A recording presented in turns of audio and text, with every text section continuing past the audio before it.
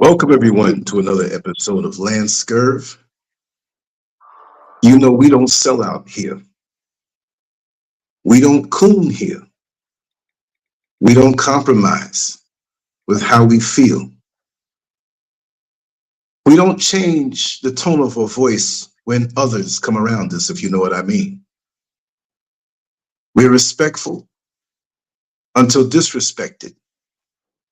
We are men and women, and we are not confused as to who we are.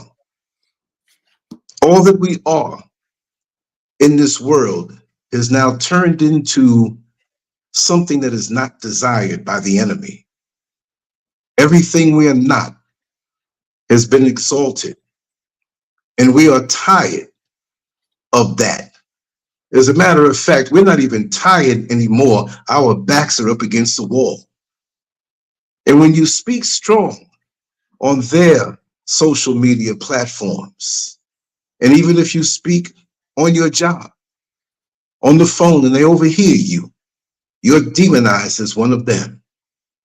You see, most of the world is not going to make it as far as we are concerned, and most of the world is going to destroy itself. And what surprises me after all we've been through as a people, that in 2024, we are walking straight down the road of slaughter. Even the animals know when they're going to be slaughtered. The buffaloes, the chickens, they know, they have a sense.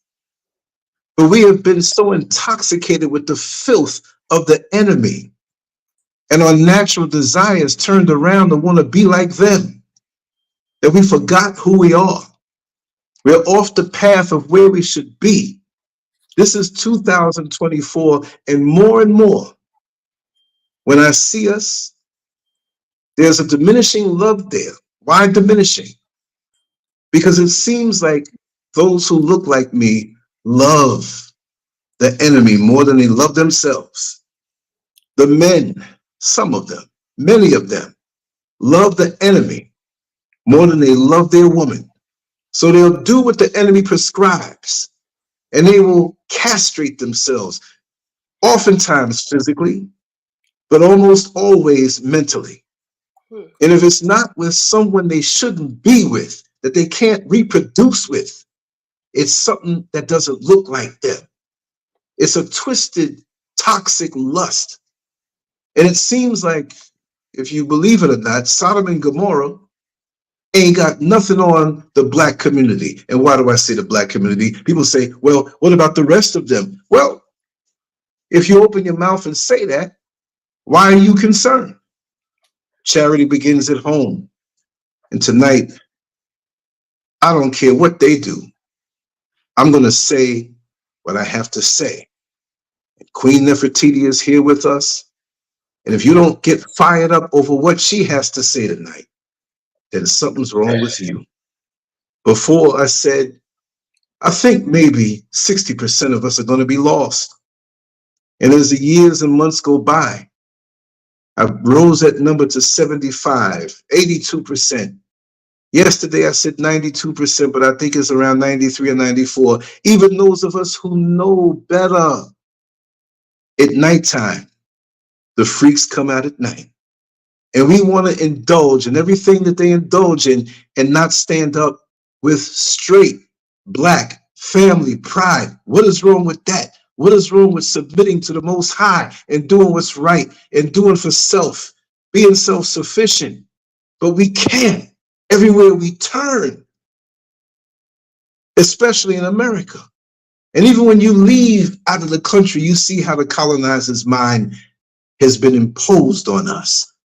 I'm here in the motherland and I'm seeing big billboards for bleaching cream, big billboards for hair relaxer. White men and white women coming down here for the only purpose of having free sex. And we gobble it up down here like it's some upgrade. I want you to listen to what our sister has to say and listen well. Queen Nefertiti, We're going to listen I've to it gotten right so now. many messages and emails, and because I'm a black woman, they don't even ask me, am I voting for Kamala? They just assume. That is how brainwash is so deep. It's not even, are you a Democrat? Are you voting for Kamala? This is how enslaved and entrenched we are into our slavehood to these Democrats. We just assume. What has Kamala done for you, the black community, or anybody? What has she even done for the world? Name one thing. Exactly. But there is one group of people she's done something for, but let her tell it in her own words. When I was Attorney General, I learned that the California Department of Corrections, which was a client of mine, that they were standing in the way of surgery.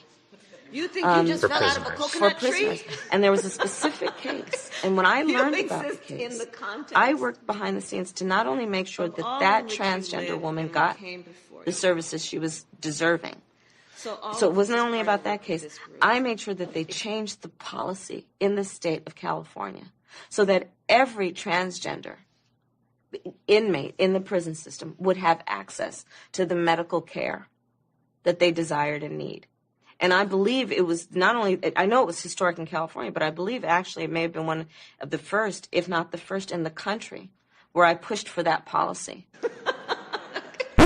Ain't a damn thing funny. And when asked what would she do for black people, would she give black people reparations who have suffered for 400 years of slavery, of Jim Crow, of discrimination, of lynching, of raping, of redlining, of all kind of discrimination that still goes on today. And we've been pushed to the back of the line. We've been pushed behind the LGBT. We've been pushed behind immigrants. We've been pushed behind every single group. Although we built this country, we deserve our 40 acres and a mule, which we never got. And then the Tulsa group, they were denied their right to even get money or reparations back for that. And then when she, who claims to be a black woman, and that's questionable, when she was asked what would she do for black people and would she give reparations for us, what was her answer? Any policy that will benefit black people will benefit all of society. So I'm not going to sit here and say I'm going to do something that's only going to benefit black people.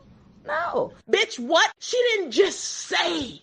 This what's need to be broken down. She didn't just say I'm not going to do nothing specifically for black people. It's the intonation. It's the black woman head jerking back. It's not just what you say, it's how you say it. It's intonation, it's inflection. She's also said a bunch of other things, specifically going over with the audacity to go over to Africa, not with support to say, hey, let me tell you how to lift yourself up. Let me tell you how to get out of colonization. Let me tell you how to use your own resources. Let me tell you how to get out of poverty. Let me tell you how to flip that. Let me tell you how to empower yourselves. I see you don't have running water in a lot of places. You don't have electricity in a lot of places. Let me come and help with that because I'm a black woman. No, you need to give equal rights to LGBT. Or if you don't, we are going to put sanctions against you. How dare you? That's blasphemy. You going to tell a person and a people who need food, who need water, that they need to accept your way of life. You go to Ghana and you look these people in the face who are barely surviving because of your stealing, killing, and destroying, and tell them, not only must you accept it, but if you don't, we will take your sustenance, we will take your money, we will take more of your resources, the resources that we stole from you. The very resources that we have stolen from you, took it to America and sold it back to you, and given you loans with exorbitantly high interest rates. Yes, this is what she has done.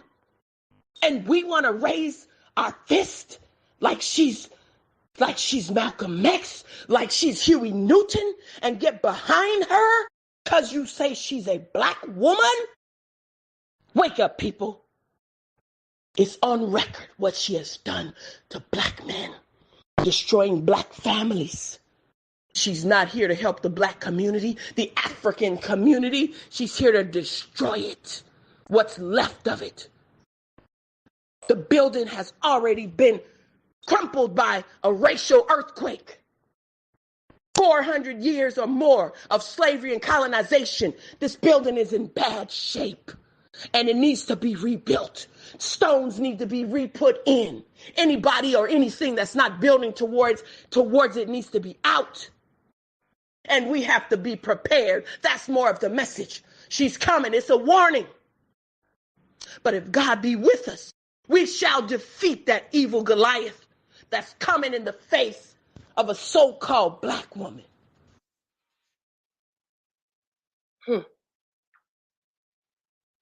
I've gotten so many messages and emails, and because I'm a black woman. Yeah. Yes. There was a little bit of an overlap on one of the audios there. That was my mistake, because I'm not when I that's not a problem. It actually sounded good. It was like you were in the background speaking behind her and making fun of us, so that worked out just fine. I heard it. Yes. No apology. No apologies for the fire you have inside, sister. That was fire.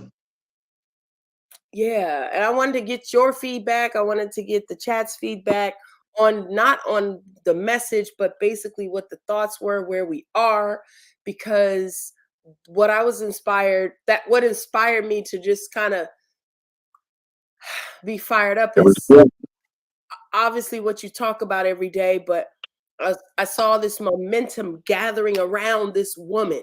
And it's not even about should you vote for her or should you not. It's about the process of should you. We don't even have a right now to have a process, not even with white people. The conversation and the message that I was bringing was with black people. White people aren't even in this conversation. It's like you are immediately canceled. You're immediately called out. You're immediately,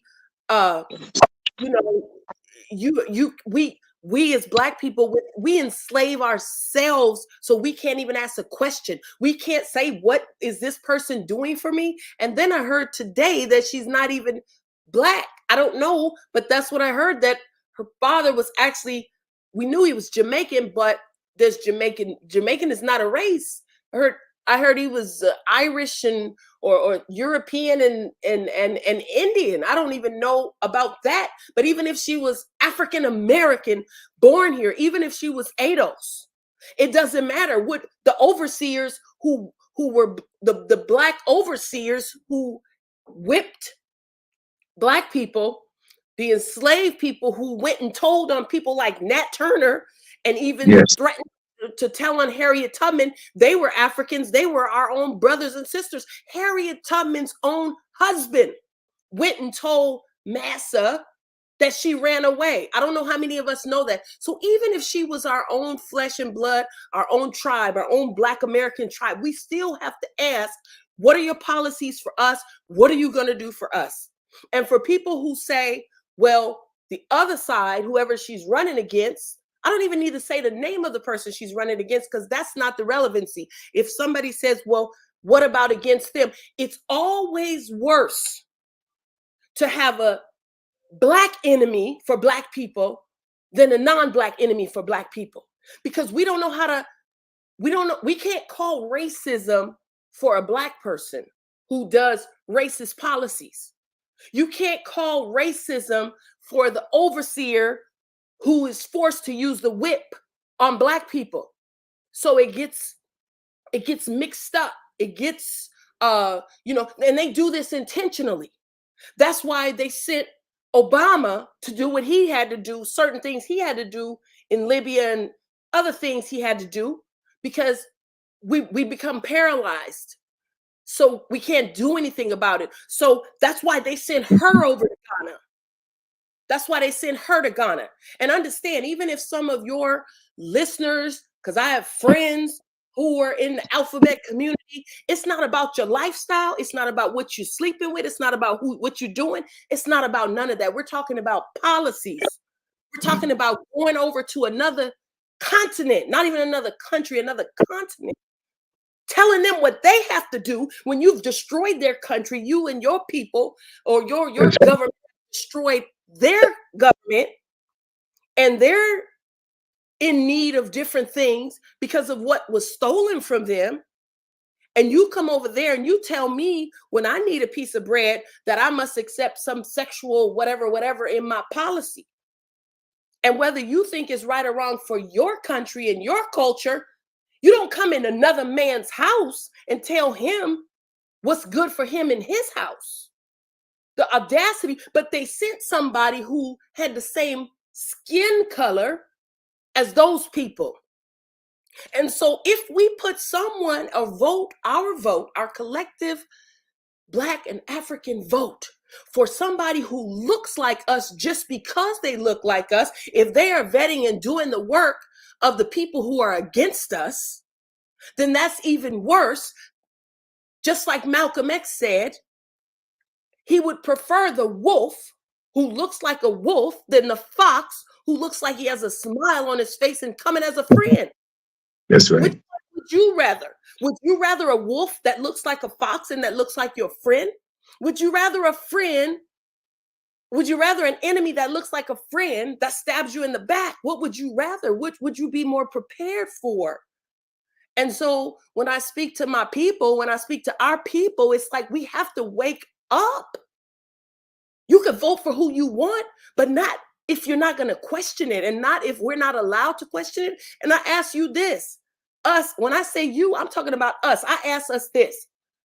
If Black people within a group of Black people are not allowed to even question what has somebody done for us or if we should vote for somebody, then are we not subjugating ourselves to our own enslavement? That's right. That's right. This is what inspired that message. And I ask anybody who wants to vote for her, let's have a conversation. Why are you voting for her? And we've heard that on some YouTube channels, and they ask, why are you voting for her? They say, oh, because she's Black. This is 2024. How ignorant can we be?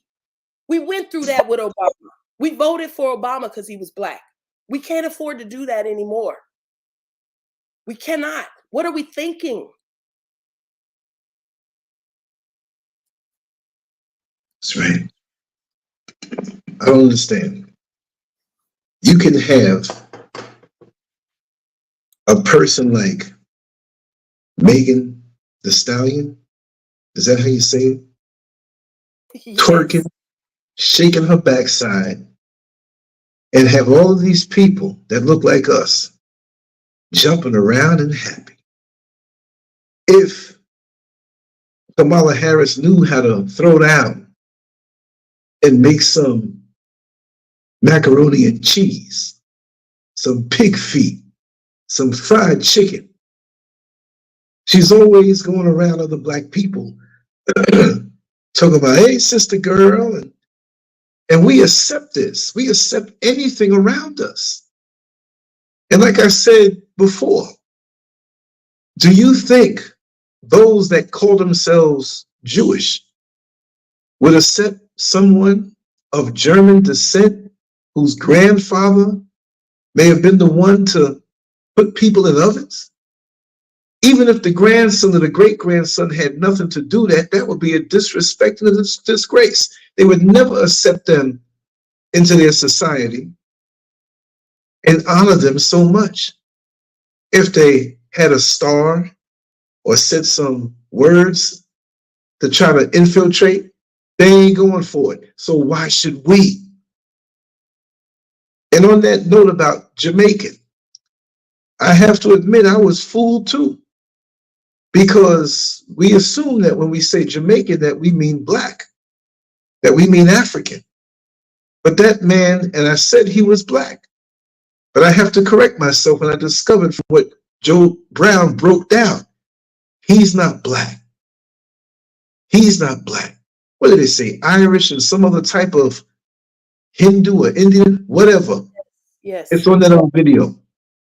And he was proud that he was a descendant of that man who was bearing the same name, who had a plantation, the biggest plantation on the island of Jamaica, and he's a descendant. So we already see his mindset.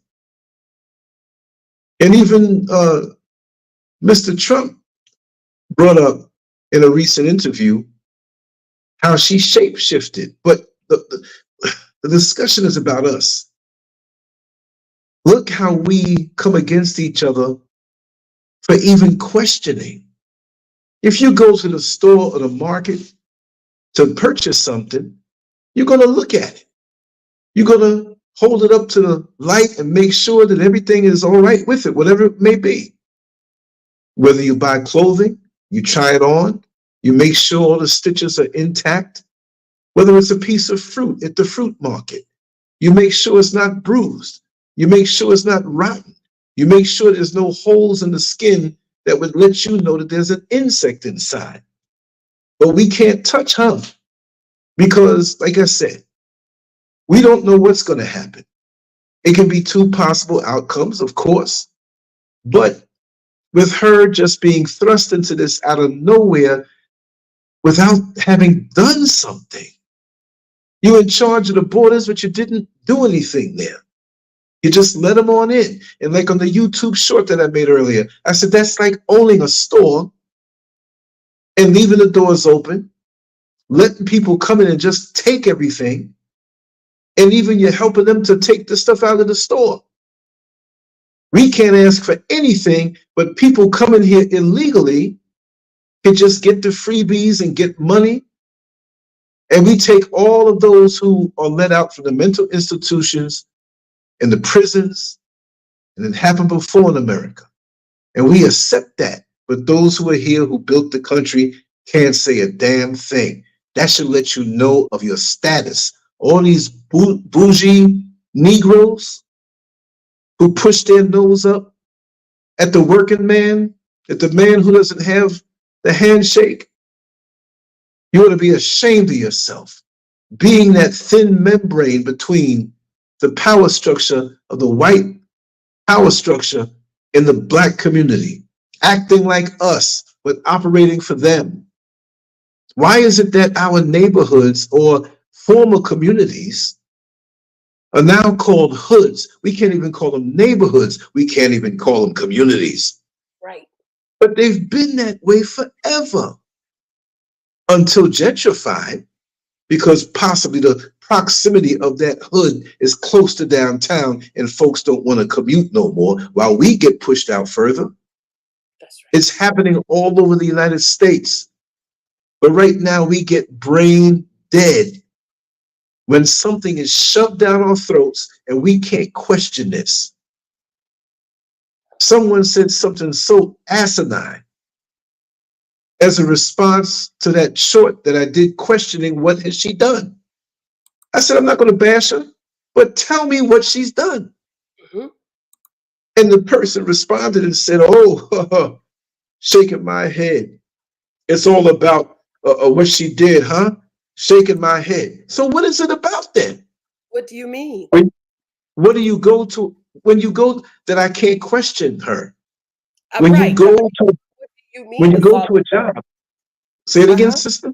What does that even mean? I know that we can't question her, but when you go for a job and you have that interview, what do you bring? You bring a resume. Why? To show if you have a history and to show your work history in that area of expertise.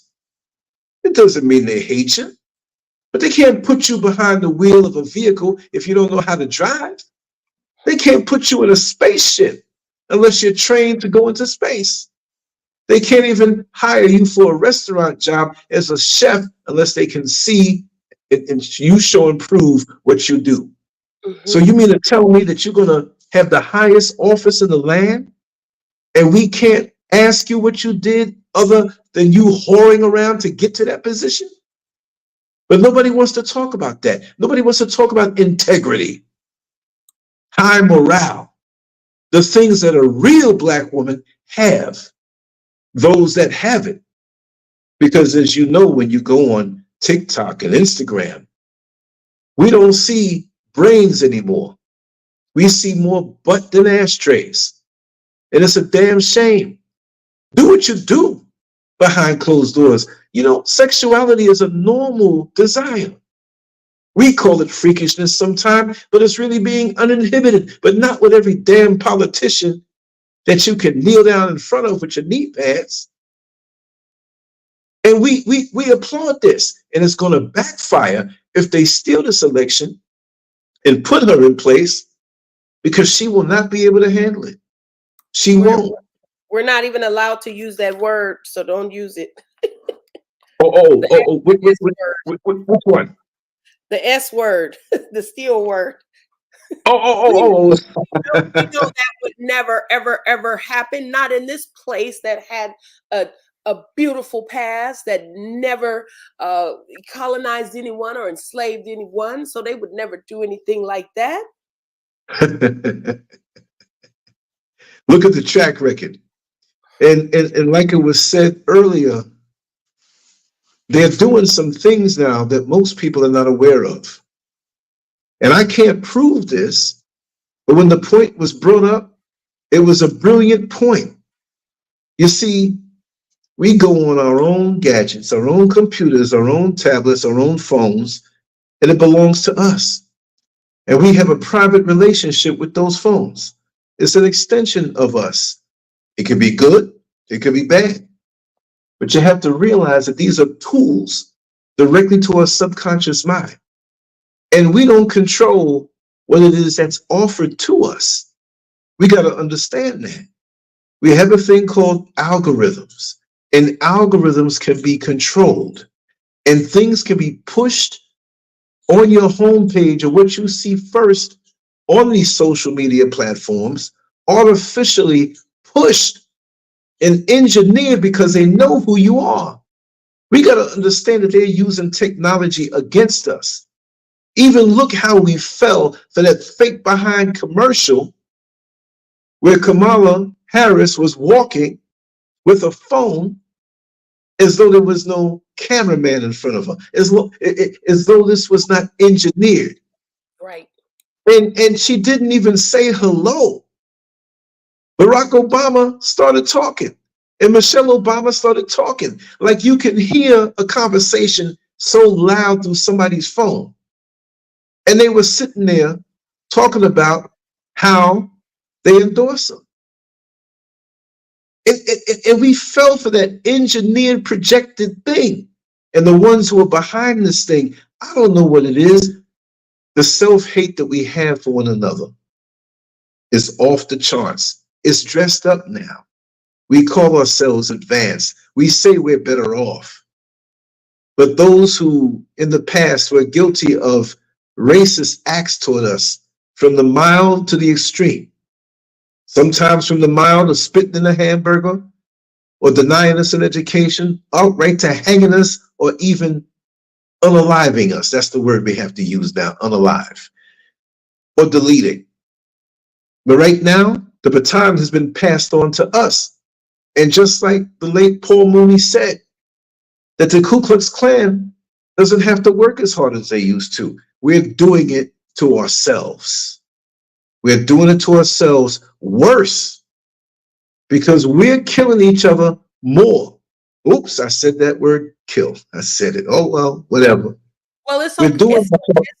It's okay to say it when it's us. You know, the algorithm is okay if we say it. Right. You're right about that. Facetious, but that's, you know, it just goes to what you're saying about the algorithm. That's, you know, It depends on what's being said. That's why certain words can be said for some people and other words can't be said. Yeah. The same word can't be said for other groups because certain groups are protected. How is it that we who have been the most oppressed in this country on record by law, and we have no protection as a protected class? How is this even possible? You see? But part of it at this point in 2024 is on us. A lot of it's on us now. It's like, you know how they say you buy a place and you a rental property and then it just becomes passive income. Well, this is passive enslavement now. They already put the ball in motion, like the Willie Lynch letter, and the ball has been in motion, and it's been proven time and time again to today. And we react the same way every single time, collectively. And it's not about bashing us I'm in that collective, but it's about waking us up. Nobody ain't coming to save us. And your question for today's show is, where can we go? And what like was my revelation, I'm thinking, where can I go to Ghana, where Brother Lance and a lot of other people are going? But then we got Kamala over there in Ghana, Yes, saying that we're gonna sanction you if you don't accept X, Y, and Z. No mention about all the other issues going on over there. Sometimes you're online and we're listening to you, and the electricity goes off, and then twice they cut the underground cables, and all of West Africa was in the dark internet. I mean, no internet over there, and there's issues with water and things like that, and we know what the reasons are, just as I was mentioning, but that's not mentioned. No mention about raising us up to whatever the primary issues are. No, but you're going to enforce and infiltrate us with a black mask. I call it a black mask. Anybody who is coming in blackface, that's what it is. And we just keep falling for the same old trick over and over again. I don't know if anybody who listens to you is actually asleep.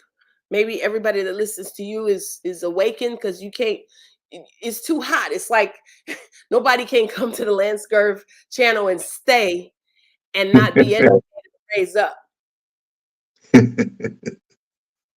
You never know. You never know. Where can we go? Like, do you feel safe in Ghana? And do you feel safe that if the West mandates something, that you're safe from that? Do you feel safe from Western influence? Western Right negative, now, I should say. right now, actually, I'm not in the kitchen. I don't feel the heat, but I know there's a lot of knives in there. And somebody who's a cook can quickly grab one and come into the living room and stab me up. What does that mean? They're working on those here. See, it's an interlocking mentality on the other side, on this side of the Atlantic. And what do I mean by that? We understand how we are on the lowest vibration there in America, where we want to be like the other. Even when we profess being conscious, we can't let go. Like the married man who has an old fling, an old girlfriend who rocked his world 15 years before. He's living peaceably with his wife, but he remembers what she did to him. And she's coming around and calling him, and he finds himself over there because she claimed to have an emergency. But now they're under the covers. And over here, they are taught without saying it that America and the UK, as far as how the others live, is better than what they have. They always talk about America in the schools. I've spoken with several school teachers from the youngest ages up to college, and they were afraid to come on, and I understand they have a job, but they were even afraid to come on audio. And I said, listen, I'm not one who violates anybody. If you share with me some things, trust me. I've been online since 2001. That's almost a quarter of a century in a year and a half. And I have never revealed the things that I know. And I know a lot. A lot has been told to me, and I do not violate. I said, listen, can I record you on audio and transfer it over to text without mentioning your name? They were, well, I just won't feel comfortable with you having my voice. But they claim to know me for many years, right? They're afraid. The colonizer's mind is over here and working strong through those puppets who look like us. It makes you feel proud to see our faces on the currency here. It makes you feel proud to see that every police officer here looks like us. I do feel safe from any immediate assault on my person, but I don't feel safe seeing how wide open it is. Just the same way the borders are open in America for any old person to come on in. Well, it's not me who's going to do harm to anybody here, but it's the ideologies that are slowly introduced to the people to coerce them to accept things that are not proper. And because subconsciously, you look at the vans, the Churchill vans that I take, you look at the business places, everywhere you go, that falsified Jesus is there. And anytime when you see one of them or someone who looks like them enter a place of business, they get the best service available. I'm looking at one day, I'm saying, what, are they going to bust out and shine their shoes for free? We have a love for them over here, and we always let them on in. And that's something that they're going to feel and learn the hard way. I've spoken to younger folks, and they have no clue. I've spoken to older folks, and they look at me like I'm a radical. Look, when you're brainwashed, the person who's trying to open up your mind a little bit and drop something on you, of course he's going to look radical. But we're living in a radical world that's radically opposed to our natural existence. It goes deeper. It's evil. It's spiritual. It's all of the above, anything against anything that's righteous. A man and a woman, children, a creator, natural foods. They just recently approved GMO foods to come over here to Ghana. I didn't get the whole thing because I read part of the article. My finger hit it, but I'll find it. I'm going to talk about it too. The rainbow community, they are more advanced here than most would know. But traditionally, the people ain't going for it. But because it's introduced by the colonizer, they remain quiet about it. The amount of times here that I'm in public and I get that glance that's not too straight. You go into the restroom of the Accra Mall and they say no sex in the bathrooms. And they have a sign. Of course, they say no smoking, no radio playing, no this, no drugs, whatever, but no sex. So they had an attendant there.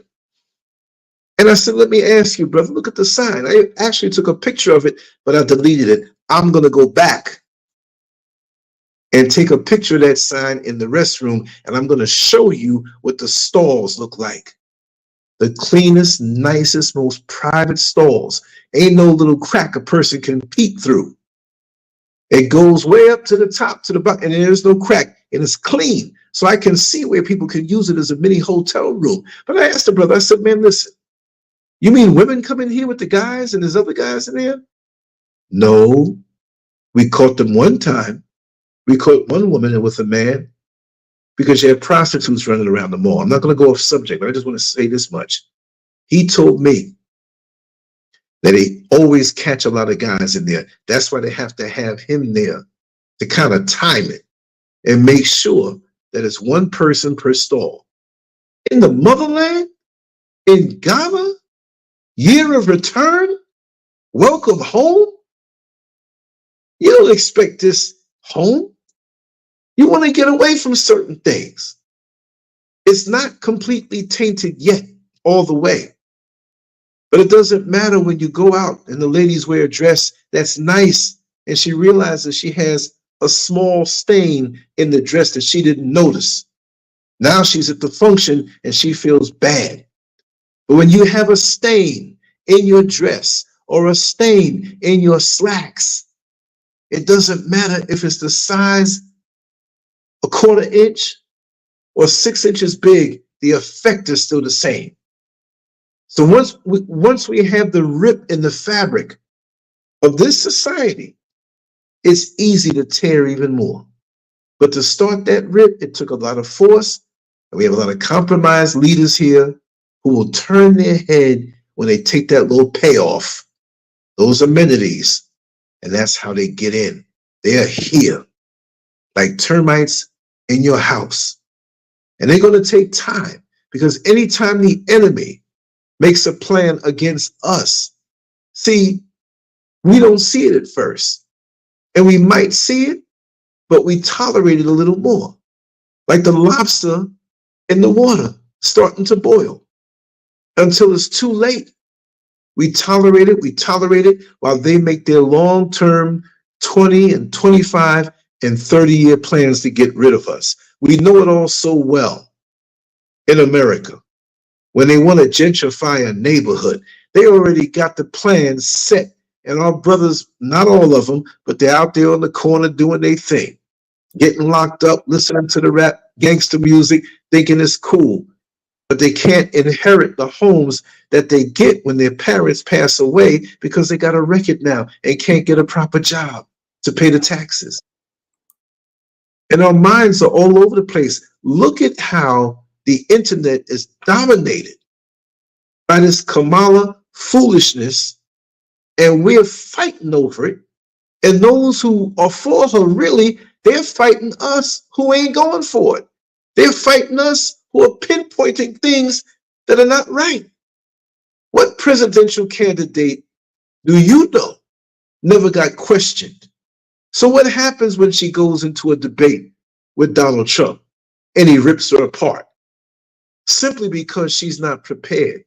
She's a prosecutor, and that's what we're going to get. And she's going to prosecute us in America, and in her mind as president, hopefully the entire planet. She's going to be all up in our backside, and there will be no place to run. The only place to go is to get rid of your cell phone, get rid of all the amenities, and go out in the bush somewhere.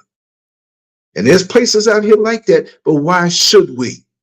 Where can we go where there's a system in a society that's progressive, where we can thrive, Black Wall Street style, without it being targeted and infiltrated? And not only that, where can we go where we can get away from the people who look like us, who are effing us up with this foolishness, so gullible to take the poison up and sip from it, from the enemy, and say, ooh, this is sweet.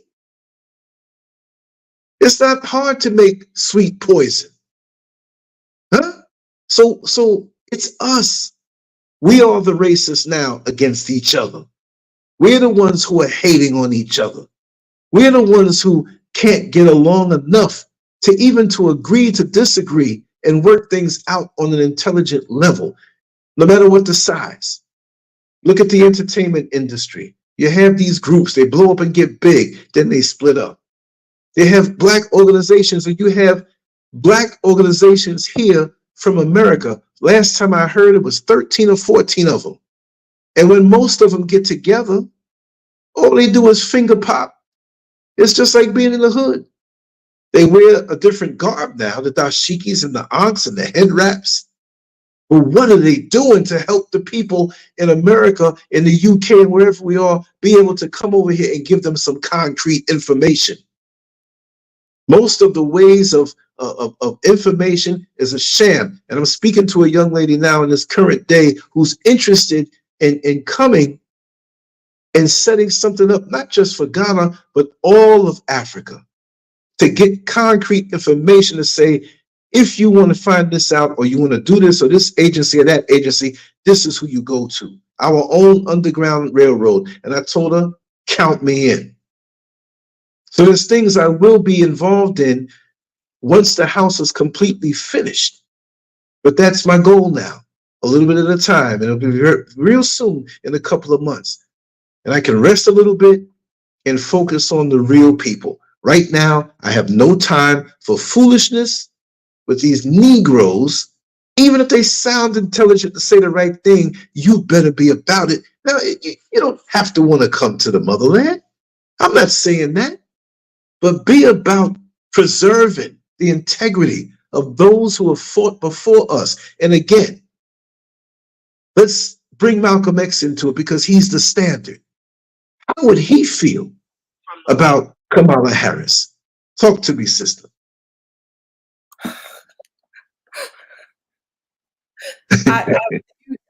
Well, you said so much. I want to go back to the to the beginning, I mean, not the beginning, but what you said about being in Ghana and being safe over there, physical in the body, because you as a Black man obviously felt something over here in America. Any Black man in America, you might feel, does the police, we know what just happened with that. I can't wait till you do commentary on that. I've been waiting for you to do that.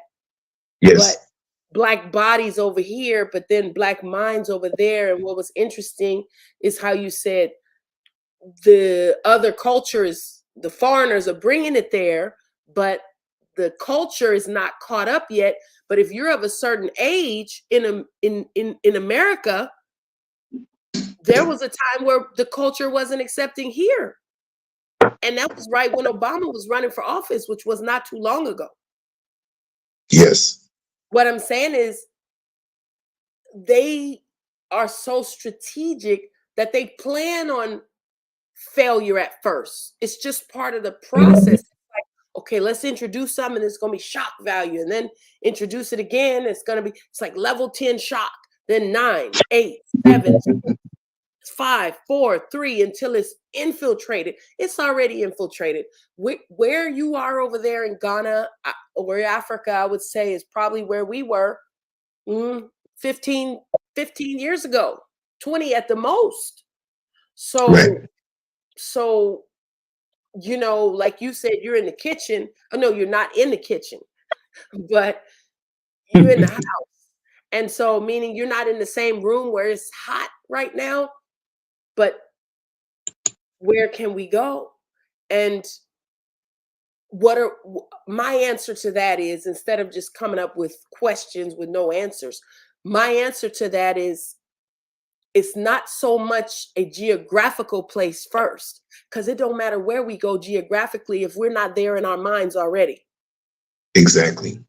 We have to get there in our minds. And we love, you know, we love nice words. We invent words that are cool. So one of the coolest words right now is being on code. Being on code. On code with what? Right now, we're on code with Kamala because she's Black, and we think that's on code? Is that on code? And it could be Kamala or anybody. I don't care who it is, because a lot of times we lose track of the narrative. I don't care if they're Black, white, whatever. What are they going to do for us? And other communities don't rely on voting. I heard somebody say it, and I agree. If all you're relying on to save you is voting, you already dead in the water. You dead. Yep. How long have we been marching, talking about voting? How long? We're too comfortable here in America? Yes, we're kind of too. Well, Lance, I can say when you put up your stuff, when you put up your videos, you don't look comfortable over there. You look like you have made the ultimate sacrifice and you're building from scratch. So tell them what you know. Well, you can tell them. Okay, you living in a construction zone right now. You are literally living in a construction zone that has a roof over it. That's basically that's basically it. And what's fascinating to me about that is the reason you're doing it. You told stories on your show about how you'd be on the bus and driving and working, or whether you were in the prison working or whatever, but your body was there, but your mind was like one day. And now you're here, but you didn't have millions of dollars to go over there. You didn't even have thousands of dollars to go over there. That's right. And yet you scraped your pennies together literally and went over there to get free, to reconnect and get free. And then those of you who follow your channel and hear your stories know that you got burnt several times by people that look like us. And you still didn't come running back. And that's right. That's another reason why this, you know, it's like, and now you're over there, and now you said they're coming with the GMOs, and they're already using that fertilizer that turns male frogs into females. You know the name of it. Yes. Say it again. Atrazine. Atrazine. How many of y'all in the chat or listening to the video later on know what atrazine is? One of my pet peeves, is when we hear something and you touched on it for the first time, and instead of having a analytical mind and saying, I never heard of that, it doesn't even sound real, but let me check it out first, let me research it first, we just call the other person crazy. Yeah. You know, what's the sister's name? She's kind of controversial. She's out there a lot. What's her name? She's woke, but she came out against Kamala. You know, what's her name? She was on Issa Rae's show. Yes, I know what you're talking about. Yes, she's on Issa Rae's show. Anybody in the chat gotta know her name, but she's on. What is her name? Anyway, she came out, and is anybody mentioning? If anybody knows in the chat what's her name, I'm having a junior moment. You know they say senior moment. I'm too young to be a senior baby. I'm having a junior moment. Okay, because my mind is so active. Okay, so anyway, they came out against her just because she's a Democrat, a staunch leftist. She feels Kamala's not liberal leftist enough. And she came out and she said she met with Kamala. Amanda Bynes, is that her name? Is it Amanda Bynes? I think it's that, or not Amanda Bynes. Come on, y'all know in the chat, what's her name? I'm able to see that too. Shoot. Huh? What's her I'm name? having to see not Amanda Bynes, not Amanda Bynes. Y'all, it's something. They trying to mind control. right. Oh my God. Oh, MK. Right. No, but anyway, it doesn't even matter. The point is, anybody that's coming out with a question is getting canceled. Ice Cube got canceled. But how many times have they offended us with things?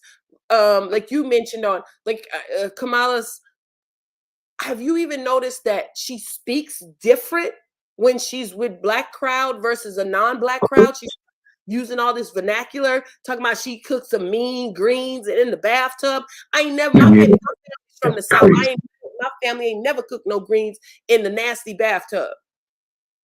Like for what is the, and then like you said, all these people, even Cardi B, when Biden was running, they called on her to speak, and now it's Megan Thee Stallion twerking on stage and stuff like that. Ain't nothing wrong with what these ladies do in their element, but understand the messaging is that, oh, this is what you need to do to get these people. Yes. We need to raise up our intelligence level. We're not just, the only time we come together is for the party, for the cookout. And you know what's crazy? The only time we say Becky's not invited or whoever's not invited is to the cookout. And we think that's another cool thing to say, oh, they're not invited to the cookout. Oh, but they invited everywhere else, into your heart, into your economics, into your personal life, into your family, into your bed, into your mind. So they invited everywhere else. I would rather them be invited to the cookout where there's food, and that's it. And that's it. Why should they be invited into our politics? So we can't get outside the Western structure. That's not what we're talking about. We can't physically, while we're on Earth, we can't in our lifetime physically change the structure of the world and stuff. But can't nothing stop us except us from coming together, from uniting, from working together. There's a lot of things that we could do on an individual level. If everybody, I've said this talking on here before, if everybody was like, we're not intentionally wearing any brand names as bragging. Brand names, even if that, do you know how many, probably trillions since the beginning of brands' names started, how many trillions we've generated for them? Yep. And then if we tried to count how many Black predominantly Black neighborhoods there are in the United States that are above upper middle class, like we probably could count on, definitely on 2 hands. Yep. But even communities, I have friends who are in the alphabet community, and there are neighborhoods that are predominantly theirs. They're not poor. Right. They're on code with one another with their politics. And we know, even in a joking way, they fight each other. You know, Of course. comedy, you'll see 2 queens fighting each other. They'll stab each other. They'll do whatever. But you know what? When it comes to their politics, when it comes to their quote rights, when it comes to their money, when it comes to their neighborhoods, when it comes to their holidays, when it comes to their parades, when it comes to all kind of things, they're on code. Because they know what they need to do, that they need to come together to get what they need to get. We are the only people on the planet who don't come together to get what we need to get. Even Mexicans, and they're so-called, economically speaking, on the lower totem pole as well. But yet even they come together, wherever they come, they don't even be speaking English, and they got businesses and houses. So what part is ours? Where are we safe? Well, I say first we got to be safe in our minds. First, we got to be safe together. The first place we got to be safe is in a room together when one person stands up and says, let's question this. Right. We're not even safe in the same room together with each other. So when you ask, where can we go? The LANCESCURV channel. But where else can we go? I read somebody in the chat that said, you can go to my house. Who said that? We all come to your house. And Lance, when your house is ready, we'll come there. You, brother, are sacrificing, doing what you and Sister Scurv are doing.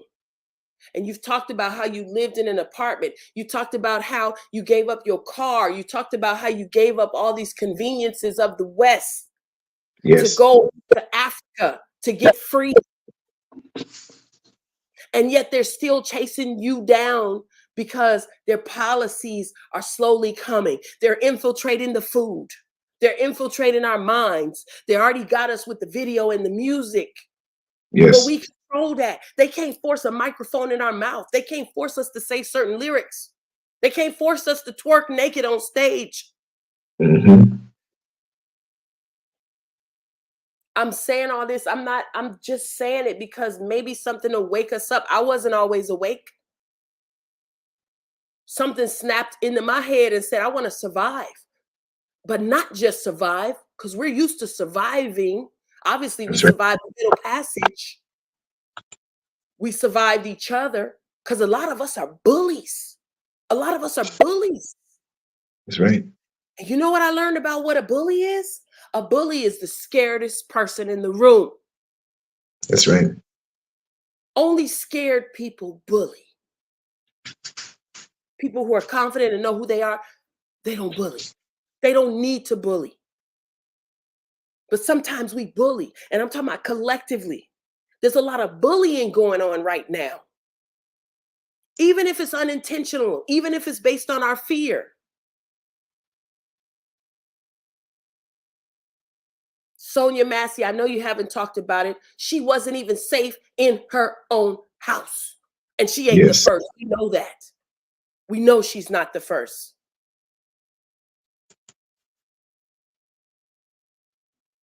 And I'm going to talk about it in the next few days, you know, because it's very emotional for me. And I'm seeing this over and over now. It may not be highlighted in the media every single day, but me, who was one, and I'll say it for the new people who don't know, I purchased a brand new car in 1988 in December, but it was the 89 model, wintertime in New York City. I'm not going to go into super detail, but I took some friends of mine to the all-night store.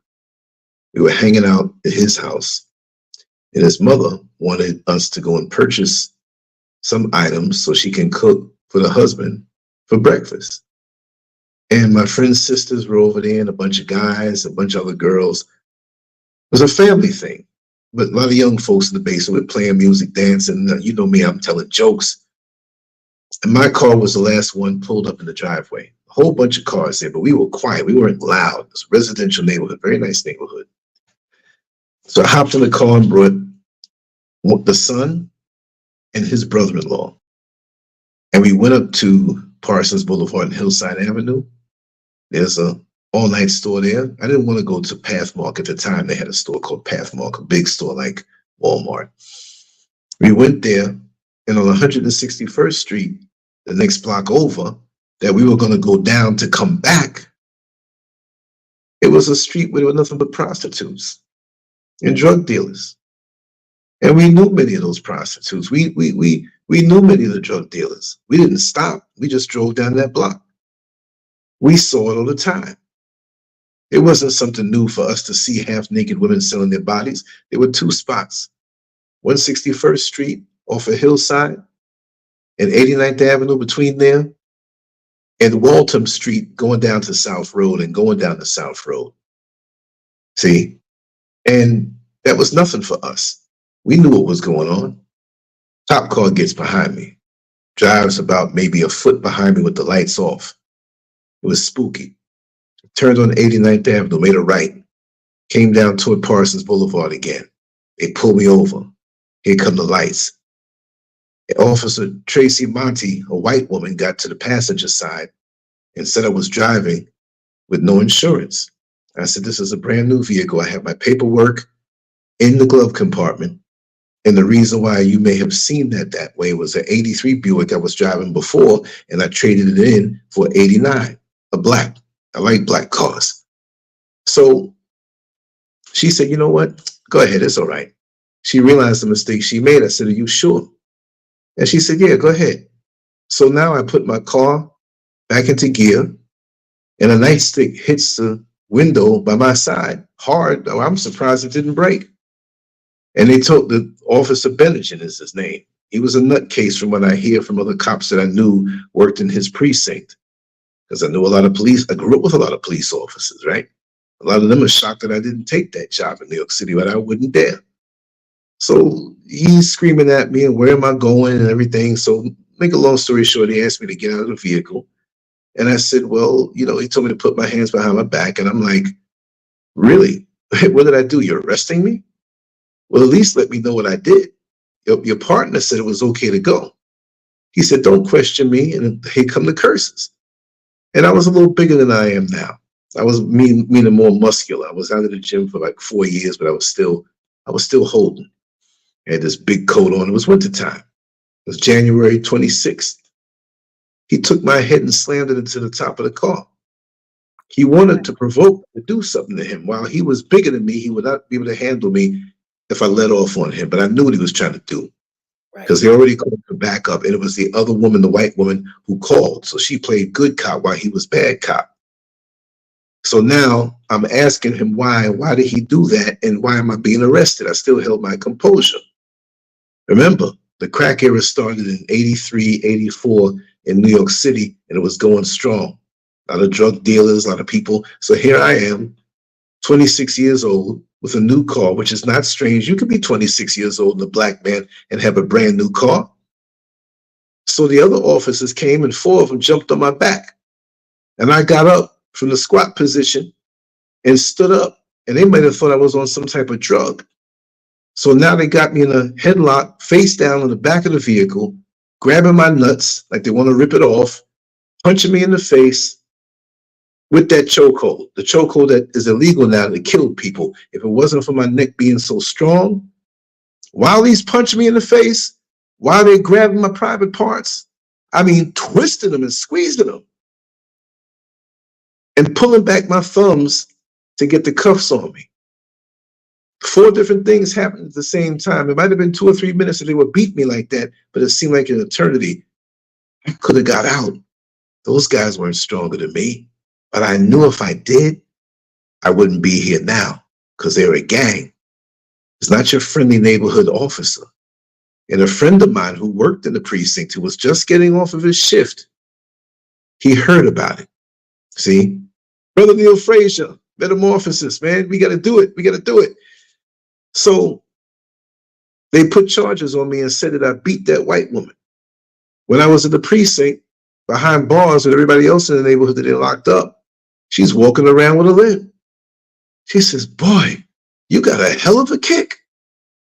I never got out the vehicle when she was standing next to me.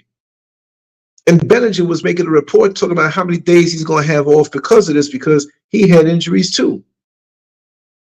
See? So now I had a felony and a misdemeanor. Driving with no insurance, disorderly conduct, resisting arrest, and assaulting an officer. Who did I assault? So I had to fight that. And when they realized that I came from a good family, had no record, they realized they messed up.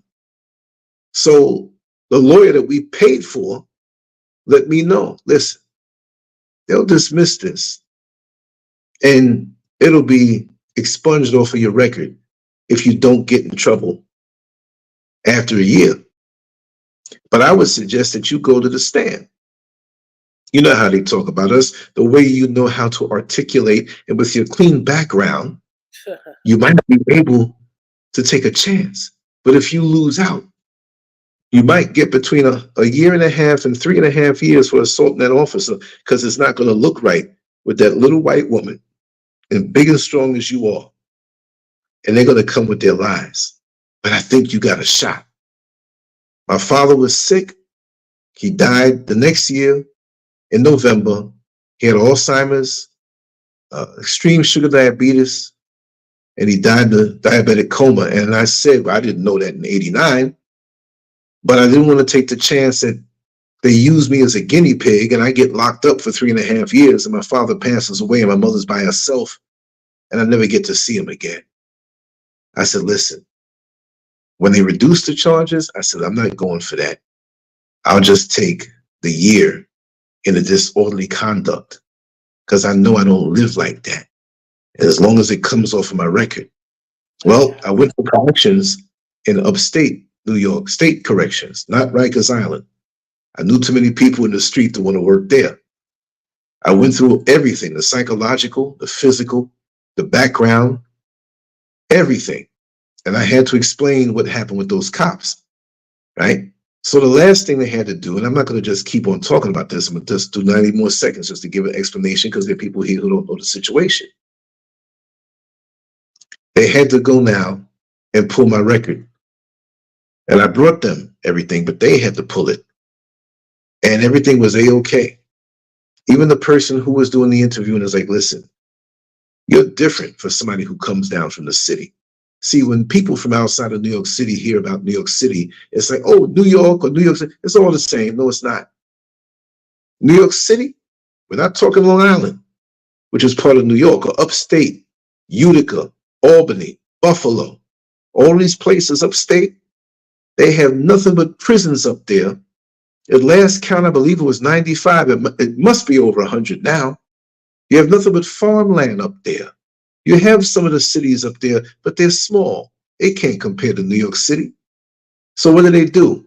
There's 5 neighborhoods in New York City that are interchangeable, maybe 8 different areas that are interchangeable that are the top 5 that produce the inmates that populate those 95 plus prisons in New York City upstate, giving them commerce that they would have never had. Because now the wife is working in the kitchen. The grandfather is a driver. The husband is a guard. The daughter is an administrator. So now prisons are good for the economy for these white folks who live upstate, who had selling nothing but apples and farmland. Is boring. They're not making no money. And also, the area grows. Because now when you come down from in the city to visit your family, because the higher the sentence, the longer the sentence, the further they put you up near Canada to make it harder for you to visit. So there's a hotel near the prison. There's an all-night diner near the prison. There's stores popping up near the prison. There's things that you can buy that they sell at different stores that you can give to the inmates in the prison. So it makes money for all of these white towns that are hick towns from these few neighborhoods, and it's all over the city now. But I believe that Harlem, Jamaica, Queens, Bed-Stuy, Brooklyn. See, there's a few others that are interchangeable, right? But that's the game that is being played on us. So they have to keep the conditions a certain way in those neighborhoods to be able to shuttle black men and other minorities into these prisons and giving away these sentences because it's good for money. And then now you have the private businesses because prisons have been privatized. People can invest now. You have the companies that ship in the products for all of the prisons. Those little juices that they drink that's rumored to make you impotent, to make it where you can't have kids earlier on in your life. All different types of things, the doctors, the nurses, all kind of commerce now out of crime. Crime pays from that end of things. So now we have in the world a bigger version of this. It's not just about a prison, because where we live usually are prisons, controlled atmospheres that others benefit from. And we don't understand that. So this is why I didn't have a love for that place, because I've been through so much. It messed me up. I have my own version of PTSD. It was traumatic. Cops made fun of me. They would follow me years after, calling me by my first name. I had another situation where the cops came into my house from a guy who was doing work for me, and he wanted to get paid and not do the work. I paid him. I was treating him good. He skipped out. He finally came back to the house, and my first wife was pregnant with our first child. When she heard us on the second floor arguing because I had to get those places rented. It's just like when I was explaining before that I didn't get a free anything. My mother passed away. I was in debt. And the predatory loan company was on my backside. Well, you got 7 more days to get this done. And this guy messed up. So he jumped in my face. And as he jumped in my face, I hit him. And all the blood out of his mouth sprayed up on the sheetrock on the wall like somebody took a red paintbrush and sprayed it, and he hit the ground. He got up quick, like a nervous reaction, but when he was running out, my ex-wife was walking up the stairs pregnant, and he shoved her into the wall. Well, I got him again, and he ran and called the cops. So the cops saw me in that house that I'm working on, and I'm working 2 jobs. See, that's what I'm trying to say. The grit that I have, people think that I was handed something. I was handed wisdom by my parents, didn't always use it. But the bottom line is the facade or how it looked a certain way, but I came up the hard way. Emotionally, not when I was younger, my parents were alive. But once I knew and had to go out in the world on my own with my crackhead brother out there in the world, still alive right now, I had to go through a lot. And I've been through a lot. We all have been through a lot. But I know what I've been through and what it made me. And that's why I am the way I am. You see? And there were times when I would be sitting up on the roof of that same house after that incident happened. And I was going to do something because I had something in my hand. That's how much it messed me up. I knew how the world was. But now I got my first taste of it on that level. The wounds on my face, my eyes were closed like Rocky. I want to find those old pictures. But they kept me in there for the limit of 3 days because they wanted my wounds to go down so I wouldn't look so bad in front of the judge. And I had to fight when I was in there. I'm not a street guy, but I would defend myself. See? So we don't know what makes a person the way that they are. This is why I'm so intense, and this is why these things that I talk about are very personal for me. And it's not going to stop. When I'm out of here, then maybe it will, but I'll be on some level, somehow, some way with the same spirit and conviction. And with the discipline that I was taught from young and the discipline that I've had all my life, that's why they will never come to me. And people early on who tried to make little offers in sly ways, letting you know that you can be big online. I'm not looking for that. I want to do what I do. If it comes, fine. I ain't making a thin dime from this thing, but I'm paying out of pocket. And that's not a sly way of asking for money, because when I did get a little bit of cash here and there, it went right back into Right now, you know what we're doing, Queen Nefertiti, and some help has come through, which has helped a whole lot. But I'm not here living in luxury. You see how I live. I'm living on a construction site and taking my time because we've been ripped off by people who look like us. And I said, you know what? I got to do what I got to do. And that's what I'm doing now. And it's coming. And by year's end, we'll be good. And I will show it, not to the general public, but those on the membership page or Patreon, I'll show it all. Matter of fact, we put together a little documentary and it's going to be amusing. So don't think that I got it easy. There's a lot of challenges, especially when people turn their back on you that look like you, that come on your platform and talk all convincing, and they ain't about anything. They ain't the people that they trying to push. And even I got fooled. But you know what? I don't hold no venom. Karma is working its way out. And I'm going to continue to do what I do.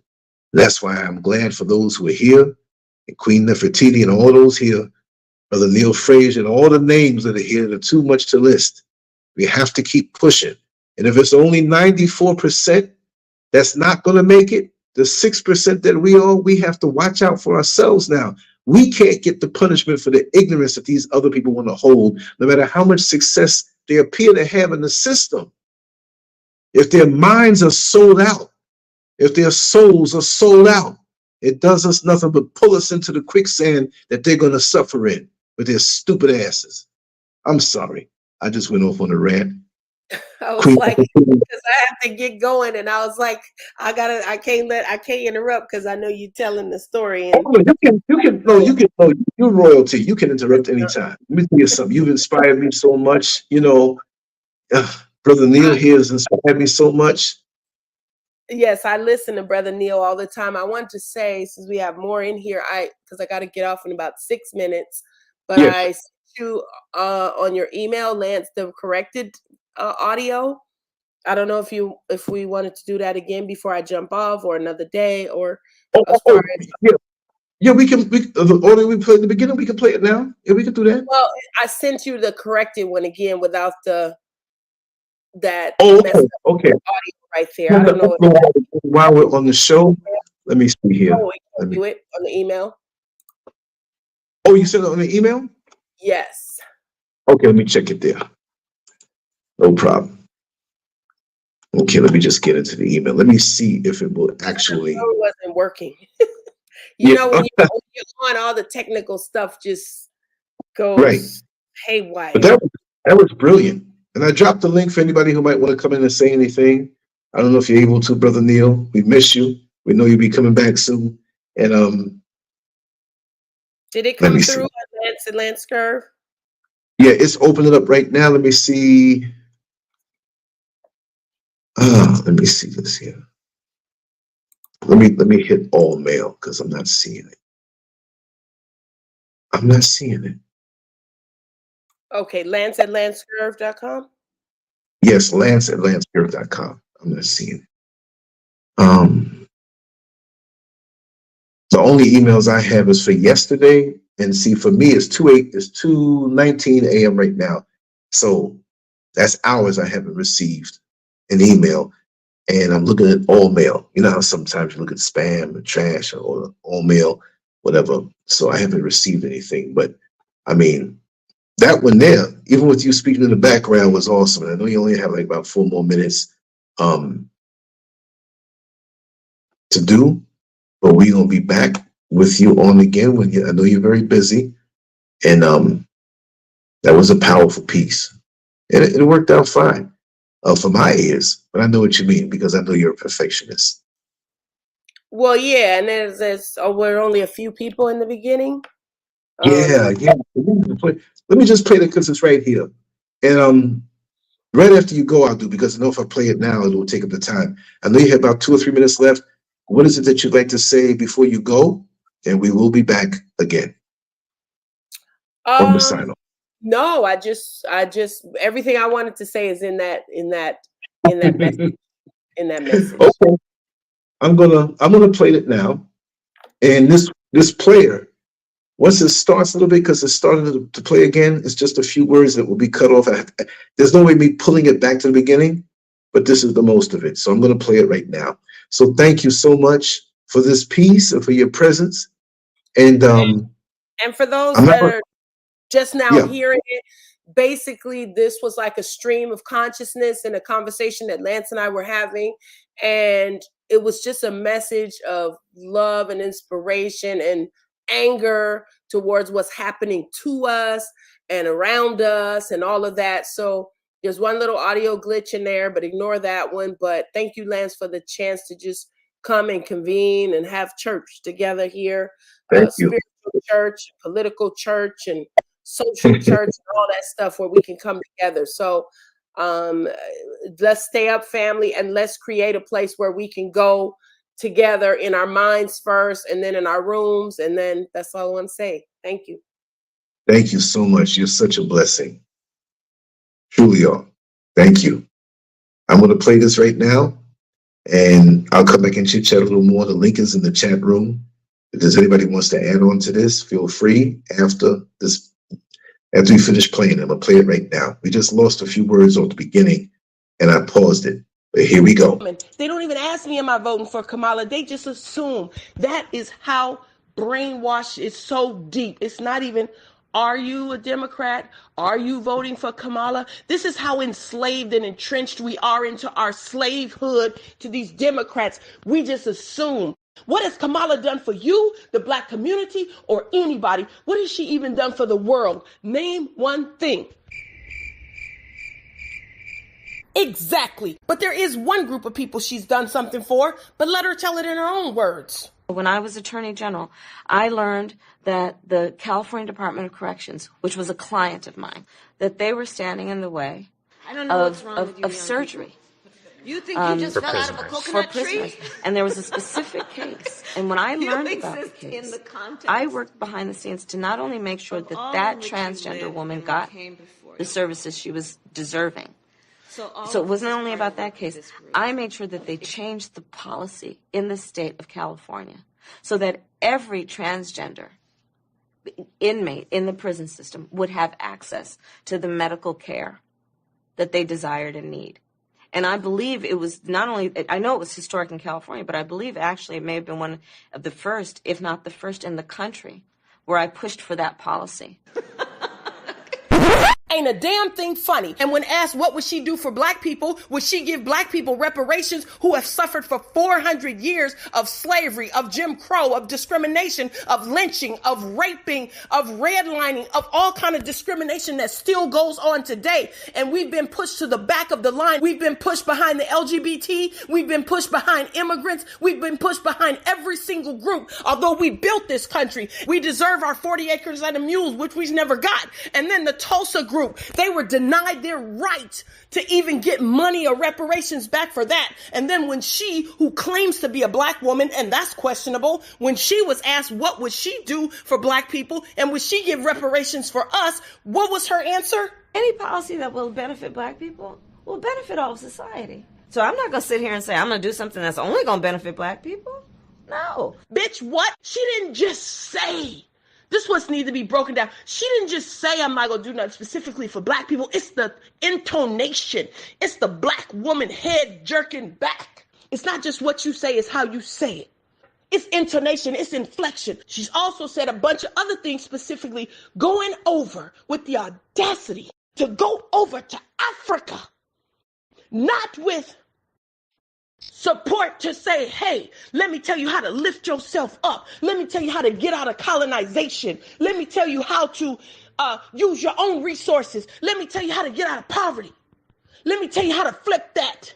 Let me tell you how to empower yourselves. I see you don't have running water in a lot of places. You don't have electricity in a lot of places. Let me come and help with that because I'm a Black woman. No, you need to give equal rights to LGBT. Or if you don't, we are going to put sanctions against you. How dare you? That's blasphemy. You going to tell a person and a people who need food, who need water, that they need to accept your way of life. You go to Ghana and you look these people in the face who are barely surviving because of your stealing, killing, and destroying, and tell them not only must you accept it, But if you don't, we will take your sustenance. We will take your money. We will take more of your resources. The resources that we stole from you. The very resources that we have stolen from you, took it to America and sold it back to you and given you loans with exorbitantly high interest rates. Yes, this is what she has done. And we want to raise our fist like she's Malcolm X, like she's Huey Newton, and get behind her because you say she's a black woman? Wake up, people. It's on record what she has done to black men, destroying black families. She's not here to help the black community, the African community. She's here to destroy it, what's left of it. The building has already been crumpled by a racial earthquake. 400 years or more of slavery and colonization. This building is in bad shape and it needs to be rebuilt. Stones need to be re-put in. Anybody or anything that's not building towards it needs to be out. And we have to be prepared. That's more of the message. She's coming. It's a warning. But if God be with us, we shall defeat that evil Goliath that's coming in the face of a so-called black woman.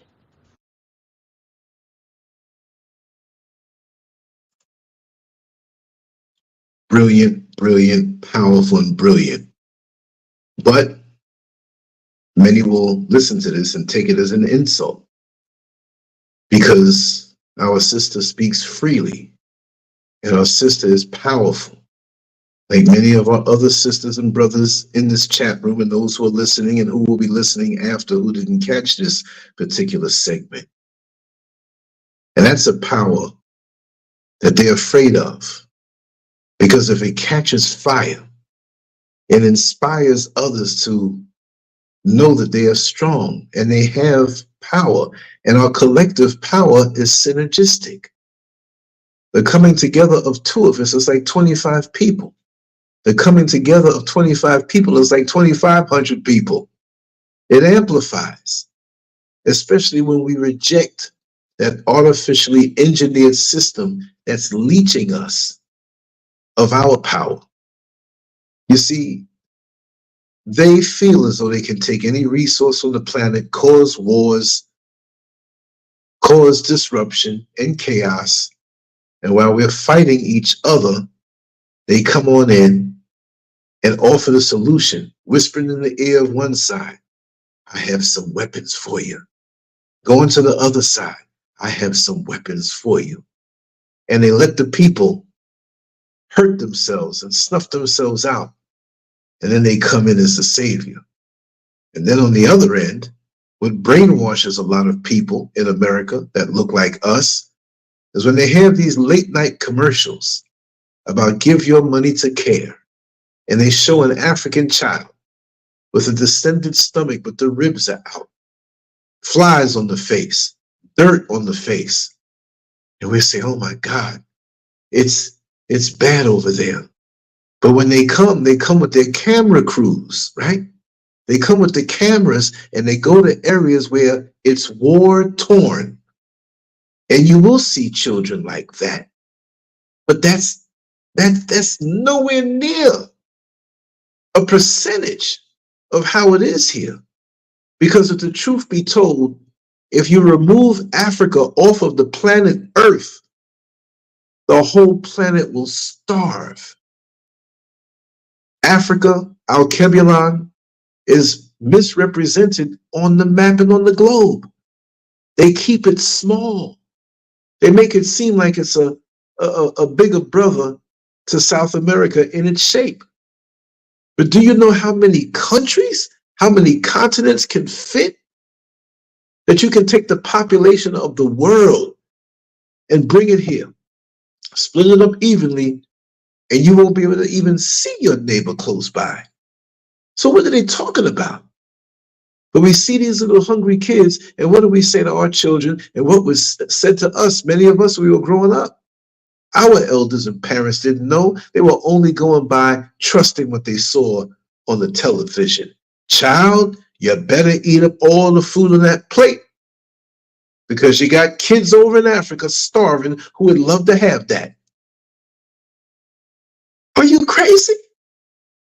These folks over here eating good. Even though the economy might be messed up, there's stuff growing. And everybody in this chat room right now, and everything is not growing because we just got here. We've been here for years, but we've been cultivating for years, and we just moved in the end of last year. So in 2 or 3 years, we'll have so much, but even now, I can fill up baskets for you of papaya, of pineapple, of mango, of avocado, different potatoes and things that grow up under the ground, and different vegetables. The only thing we buy is what we may not have here that we want, but as the greenhouse gets built, we'll have everything.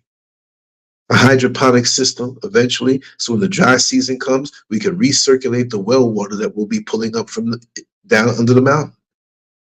That's why I sacrifice. I'm supposed to sacrifice because I see the light at the end of the tunnel. But that doesn't take care of other things that will probably happen as the colonizer comes and introduces more stuff here that the people will go for because they're brainwashed also. They don't know what they have here underfoot. That's why others like me will come here and see the opportunity. When I first came here 5 years ago, April 25th, 2019, it was here for 3 weeks. And it was either May 13th or 14th that we returned. And about 2 or 3 days before that, I saw the land that I'm on now. And I said, my God, you mean I can get this land and build something on it? And there's no mortgage? There's a little bit of taxes that may amount to $40 a month. A year. There's up in the mountains. There's nothing up here. I pay for garbage collection. But we don't make that much garbage, but we have construction going on, so we do. You know how much that thing costs?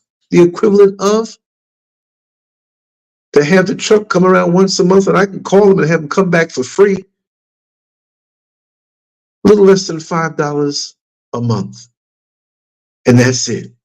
And I have their number direct. I can say, hey, he called me this morning and said, I want to come on by. We know you're doing construction. And what I thought was garbage wasn't. These guys are using it. They said, no. I called them back and said, no, don't worry about coming right now. But tomorrow's the 1st, and I will pay my 65 CDs. You break that down at the exchange rate of 15.55 and see how much that comes out to be. So while I know they're not shootouts out here, and nobody's going to mug me or do whatever, you know, the colonizer does not want you free. They don't want to see you free. They don't want to see you happy. They don't want to see you beyond their clutches. You see, I know how I want to live. I don't have to run up under them to feel as though I'm living. And many who are here see America as the epitome. And I don't hate America. I dislike the system. I love my people there. Hell, that's home too. New York City is home too. I love the land. There are places there I haven't traveled that I still want to travel to, different states. But I have to set up and finish here. It's my base because I'm a global citizen. I don't think local, not even here. I understand local. I love local, but I'm all over the world. Haven't gotten there yet, but I have a master plan. And my camera will always come with me. I'll always vibe with the people and show you firsthand. The stall came from us having to finish up this project. Took a little longer than what we thought, but we're getting there. And it's beautiful, but it still needs a lot of work. Icing on the cake, you see. But wherever I go, people ask me questions, and I tell them just like I tell anybody here. I'm always transparent. And a lot of times they don't want to accept what I have to say. I say, come to America. See what it's like. Go there for a couple weeks, a couple months if you can, and see what it's like. A lot can't afford to do that. They may not know anybody over there. So just like they have exchange programs for students, we should set up something where we can look out for each other. That if you have a home here in Ghana and another person has a home in the United States, and we go through a vetting process, I mean, all these ideas hit me, that we can exchange and learn about each other. We should have people in the media over here be able to come over to America and live there and tell over here what life is like.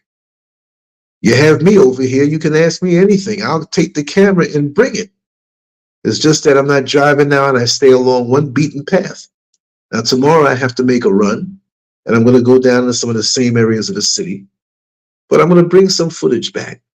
It's just that many people are afraid to talk what they really feel. So you just have to trust me that the conversations I have and what I report back is what they said. Because it's a very conservative place. Sweetberry 32, welcome on in.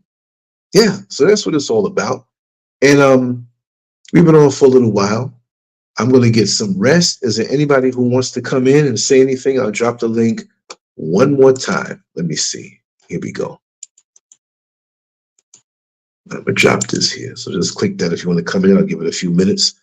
I'm going to hit the sack and I'm going to jump up early because these guys will be hitting and hammering and stuff from 6 in the morning.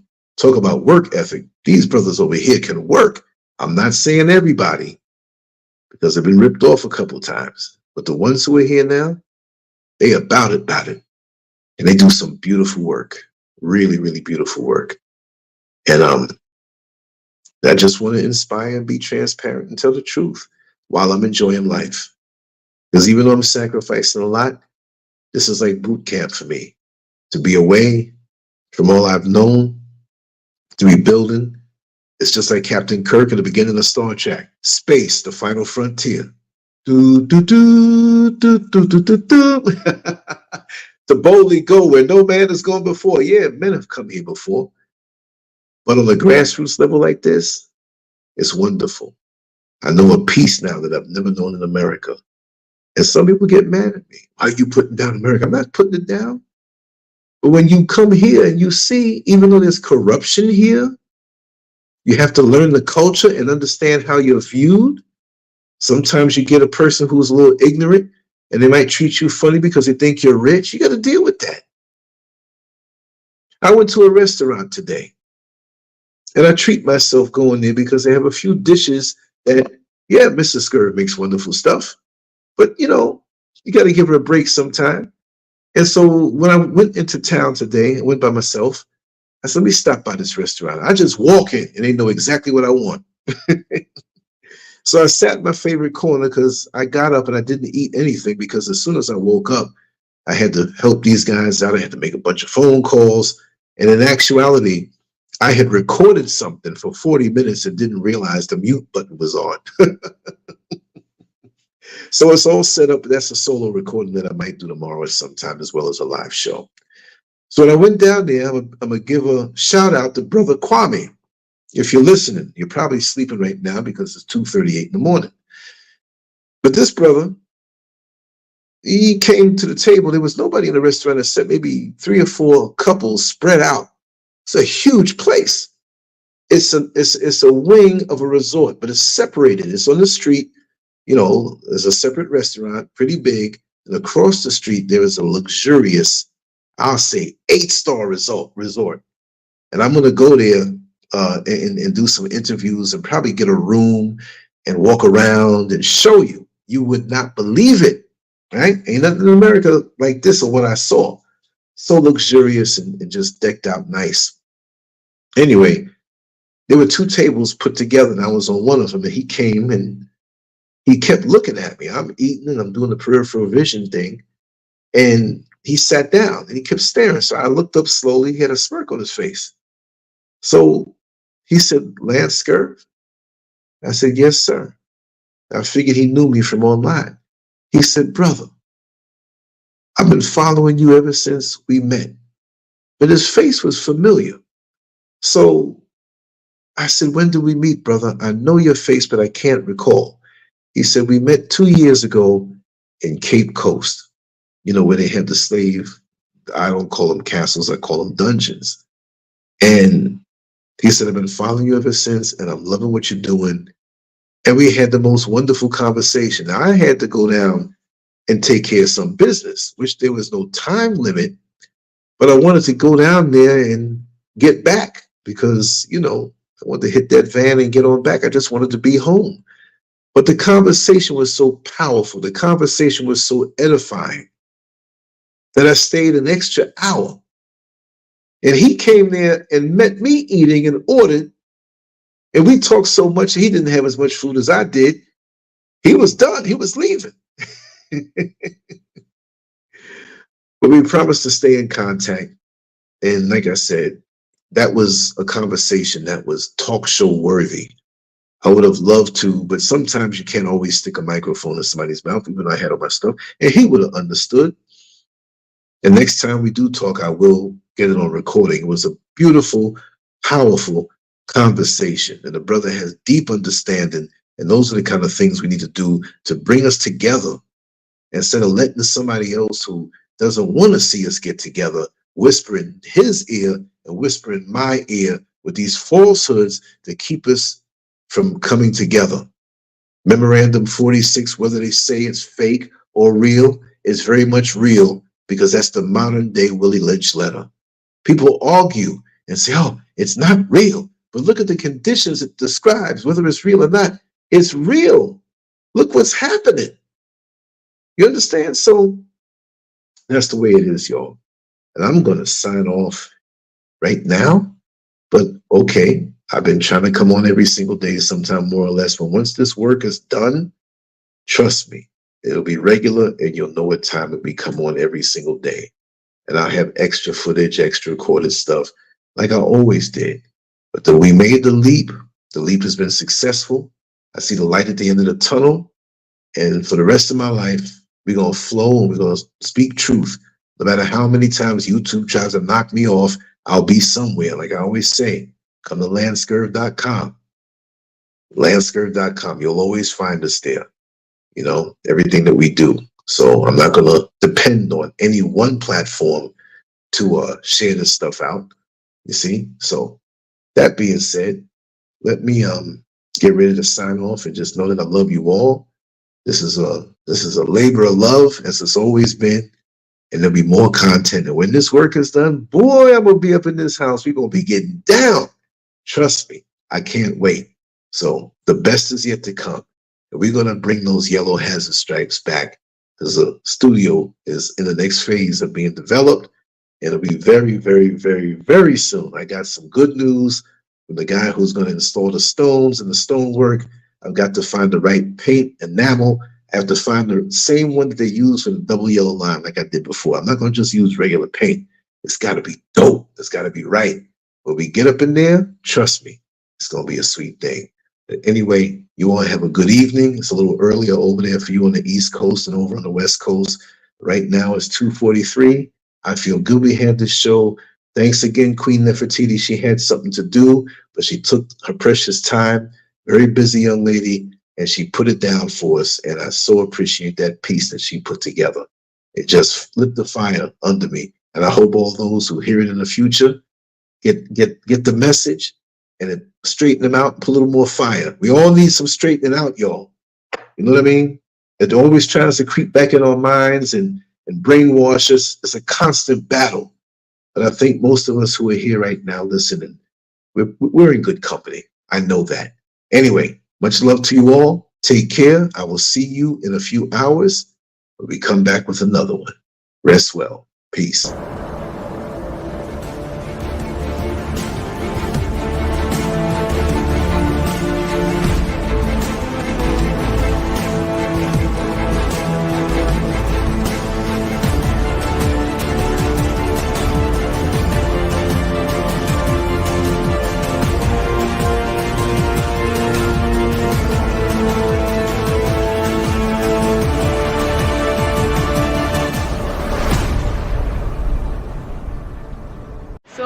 Hello, this is Martha.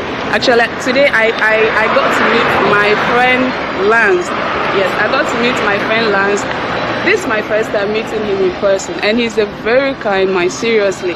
I do talk with him on phone, on WhatsApp, but I've never got to meet him. But today, he's just extraordinary. He's very, anything you want to know about life, anything you want to know about just human, anything you want to know about life, please. YouTube, Telegram, Instagram, Twitter, all the social media channels, you got to find him there. He's very inspiring. He's very positive. If you want anything positive about life, please subscribe to LANCESCURV. And then every day you got to see different videos, different talks, different topics about life. See you.